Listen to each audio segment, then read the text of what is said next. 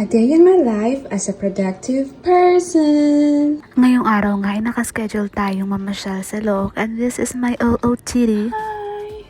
But before that, papasyalan ko muna yung pamangkin ko. And speaking of pamangkin, dahil sa pamangkin ko na LSS na talaga ako sa mga kanta ni Teacher Rachel.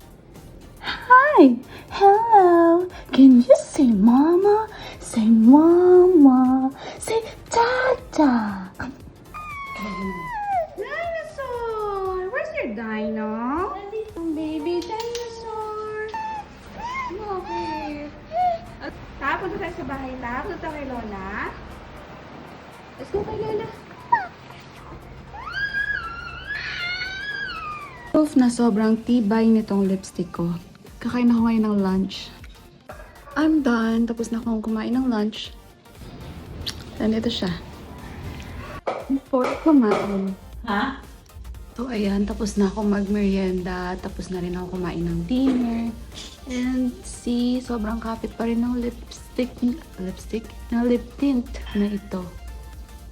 So, itong dalawang to yung kanina ko pang pinagmamalaki na lip tint na gustong-gusto ko na sobrang tibay. Ang tagal matanggal sa lips. Yung isa yung L'Oreal Paris. At ito naman ay from Kiko Milano.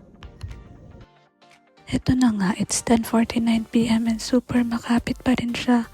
Mamaya ko na ito tatanggalin bago ako matulog. At bilang tagapagmana ng kumpanya, ito na naman tayo nagtatrabaho hanggang madaling araw. But that's okay, basta para sa bayan. At least na-balance ko naman yung araw ko today. Kanina, nakapasyal ako sa Looc, napasyalan ko yung pamangkin ko, nakapag-playtime kami. Nakakain, nakamerienda, and kumain ulit. Ang daming ginawa today.